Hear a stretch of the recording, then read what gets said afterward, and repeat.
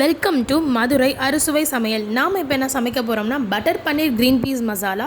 அதுக்கு தேவையான ingredients description பாக்ஸில் போட்டிருக்கேன், பார்த்துக்கோங்க. முதல்ல நம்ம கடாயில் எண்ணெயை ஊற்றணும். எண்ணெயை நல்லா சூடு பண்ணிக்கணும். எண்ணெய் சூடான பிறகு நம்ம நறுக்கி வச்ச வெங்காயத்தை போட்டுக்கலாம்.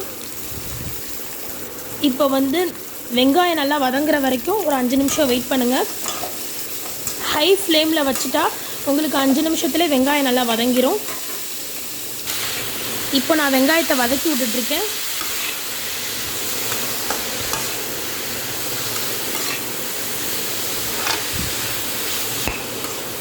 இப்போது நல்லா வெங்காயம் ஓரளவு நல்லா வதங்கியிருக்கும்.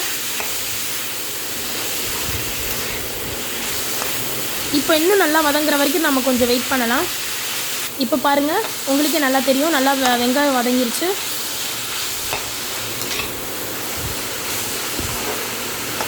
இப்போ நல்லா வெங்காயத்தை வதக்கி விட்டுக்கோங்க. வெங்காயம் ஒரு பக்கம் வதங்கட்டும். இங்கிட்டு நம்ம ஓப்பன் பேனில் பச்சை பட்டாணியை வேக வைக்கலாம்.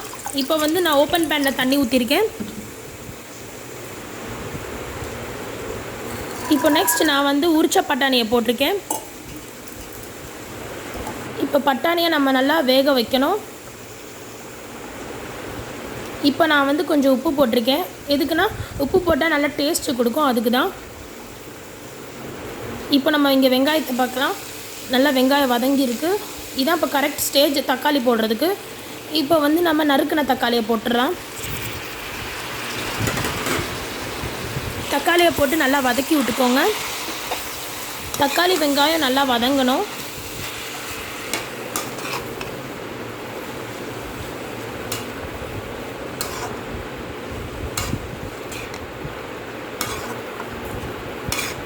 இப்போ நீங்கள் க்ரீன் பீஸை ஓப்பன் பேனில் வேக வைக்கிறீங்கன்னா ஈஸியாக பாயில் ஆகிரும். இதே நீங்கள் ப்ரெஷர் குக்கரில் வேக வைக்கிறீங்கன்னா ஒரு விசில்லே வெந்துடும்.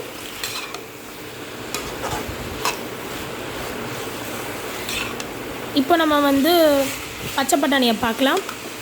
பச்சை பட்டாணி நல்லா பாயில் ஆகிட்டு இருக்கு, நீங்களே பார்க்கலாம். இப்போ நம்ம இங்கே ஒரு பக்கம் வெங்காயமும் வதக்கிட்டு இருக்கோம்.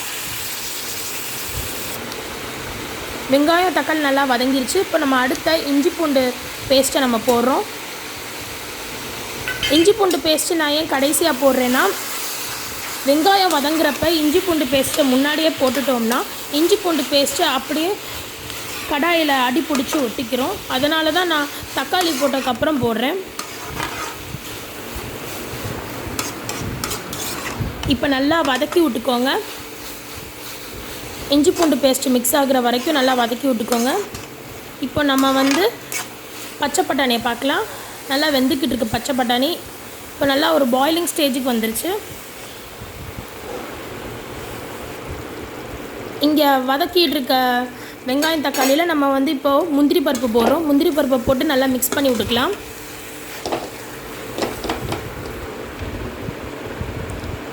இப்போ அடுத்து நம்ம மிளகாய் பொடி போடுறோம்.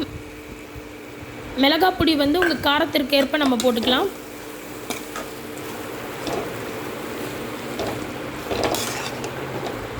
நான் 2 டேபிள் ஸ்பூன் மிளகாய் பொடி போட்டிருக்கேன். உங்கள் காரத்திற்கு ஏற்ப நீங்கள் 3 டேபிள் ஸ்பூன் கூட போட்டுக்கலாம்.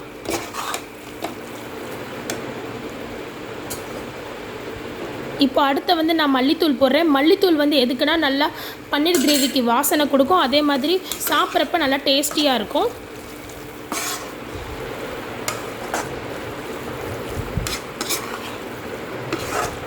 இப்போ மல்லித்தூள் போட்டிருக்கோம். நல்லா வதக்கி விட்டுக்கோங்க.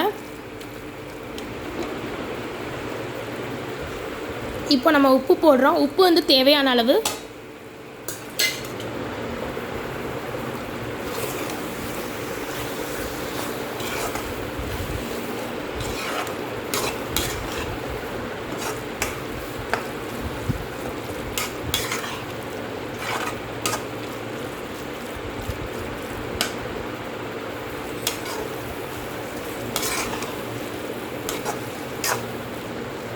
இப்போ அடுத்து நம்ம எவரெஸ்ட் கிச்சன் கிங் மசாலா போடுறோம். இதுவும் நல்லா டேஸ்ட்டு கொடுக்கும் நம்ம பன்னீர் கிரேவிக்கு.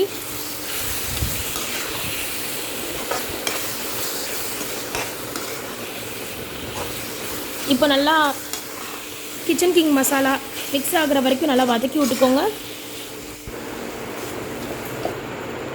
அடுத்து நம்ம மஞ்சத்தூள் போட்டுக்கோ. மஞ்சத்தூள் போட்டதுக்கப்புறம் நல்லா வதக்கி விட்டுக்கோங்க.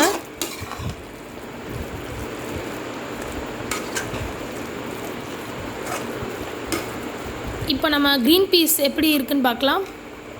க்ரீன் பீஸ் வந்து நல்லா பாயில் ஆகிருக்கு. இப்போ நம்ம வெந்திருக்கான்னு சொல்லி பார்க்கலாம். இப்போ நல்லா வெந்திருக்கு, நீங்களே பார்க்கலாம். இப்போ நான் வதக்கினதை வந்து ஆஃப் பண்ணிட்டேன். இப்போ வந்து இதை பிளேட்டில் வந்து எடுத்து வச்சுருங்க தனியாக. இதை வந்து ஃபேன் கடியில் நல்லா வச்சு ஆற விட்டுருங்க. சுட சுட போட்டு மிக்சியில் அரைக்கக்கூடாது. அதனால தான் நான் இப்போ வந்து ஃபேனுக்கு அடியில் ஆற வைக்க போகிறேன்.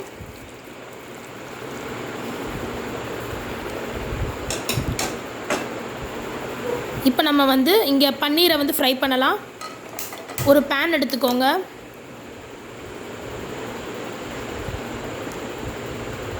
பேனை நல்லா ஹீட் பண்ணதுக்கப்புறம் நெய் இல்லாட்டி பட்டர் இதை ஏதாவதுல ஒன்று போட்டுக்கோங்க.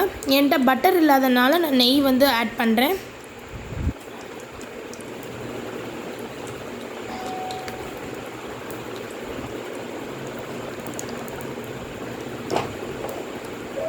இப்போ கல்லை நல்லா மீடியம் ஃப்ளேமில் வச்சுக்கோங்க. நெக்ஸ்ட் வந்து நான் பன்னீரை போடுறேன்.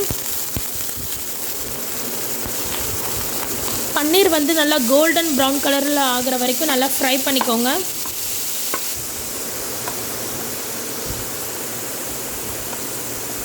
பன்னீர் வந்து ஒரு சைடு வேகலைன்னா நல்லா திருப்பி விட்டு நல்லா ஃப்ரை பண்ணுங்கள்.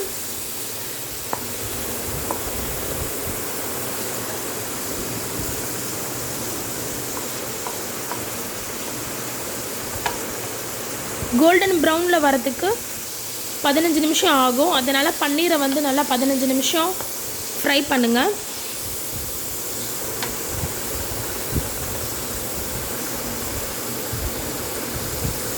அப்பப்போ திருப்பி விட்டுக்கோங்க பன்னீர் வந்து வேகலைன்னா.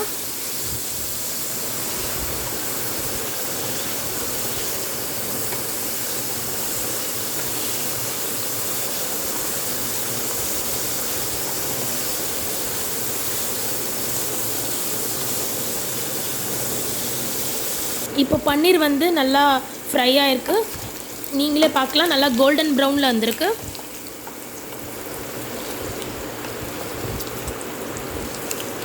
இப்போ நம்மளுக்கு அடி சைடு தான் கோல்டன் ப்ரௌனில் வந்திருக்கு, மே சைடு இன்னும் சரியாக கோல்டன் ப்ரௌனில் வரல. அதனால் நம்ம திருப்பி விட்டுக்கலாம், பெரட்டி விட்டுக்கோங்க. இப்போ நல்லா வெந்துருச்சு பாருங்கள், நீங்களே பார்க்கலாம். இப்போ நல்லா கோல்டன் ப்ரௌனில் வந்துருச்சு.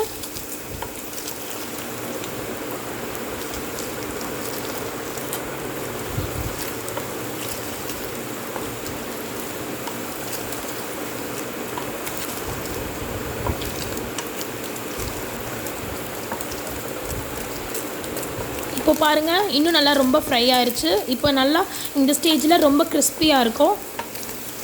இந்த கிறிஸ்பினஸ் தான் நம்மளுக்கு வேணும். இப்போ நம்ம வதக்கின ஐட்டத்தை பார்க்கலாம். இப்போ நல்லா ஆறி இருக்குது.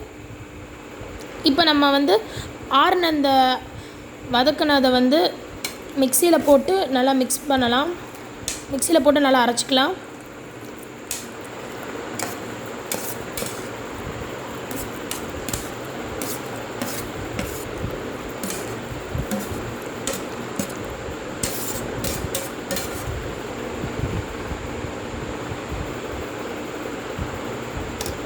இப்போ நான் மிக்சியில் அரைக்க போகிறேன்.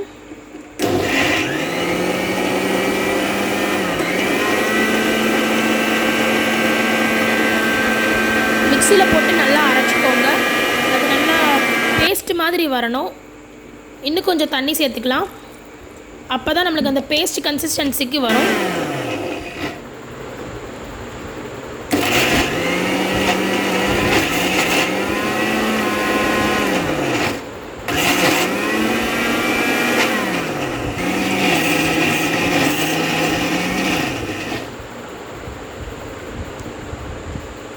இப்போ பாருங்கள், நம்ம பன்னீர் கிரேவி ரெடி ஆயிடுச்சு. இந்த மாதிரி ஸ்மூத் பேஸ்ட்டில் இருக்கணும். இப்போ நம்ம கடாயில் இந்த பன்னீர் கிரேவியை கொட்டலாம். இப்போ நம்ம அடுப்பை ஆன் பண்ணி இதை கொஞ்ச நேரம் வேக வைக்கணும்.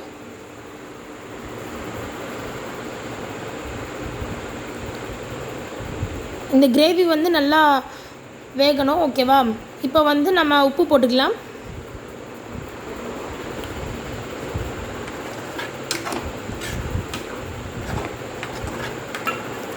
இப்போ நல்லா உப்பு போட்டிருக்கோம். நல்லா வதக்கி விட்டுக்கோங்க.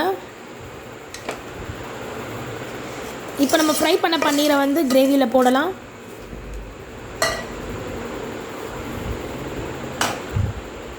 இப்போ அடுத்து வந்து நம்ம பாயில் பண்ண பட்டாணியை போடலாம்.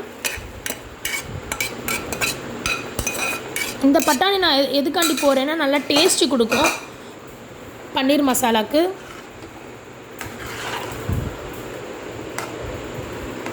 இப்போ நல்லா கிண்டி விட்டுக்கோங்க.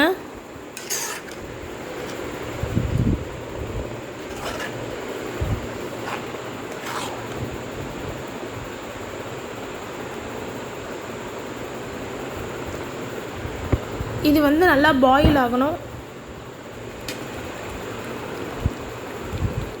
இப்போ நல்லா வெந்துக்கிட்டு இருக்கு பாருங்கள். இப்போ வந்து நம்ம கொரியாண்டர் லீஃப் போடுறோம். இப்போ வந்து நம்ம கஸ்தூரி மேத்தி போடுறோம். இதெல்லாம் நல்லா டேஸ்ட்டு கொடுக்கும்.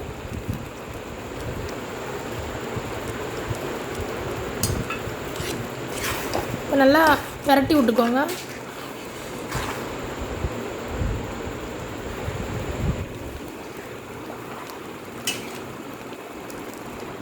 இப்போது நம்ம சர்வ் பண்ணுறதுக்கு ரெடி ஆகிடுச்சு பன்னீர் கிரேவி. இது வந்து நம்ம வீட்டில் உள்ளவங்க 6 பேர் சாப்பிட்ற மாதிரி நான் செஞ்சுருக்கேன். இது வந்து நம்ம ரொட்டி, சப்பாத்தி, நான் இந்த மாதிரி நம்ம சைட் டிஷ்ஷாக தொட்டு சாப்பிட்டுக்கலாம்.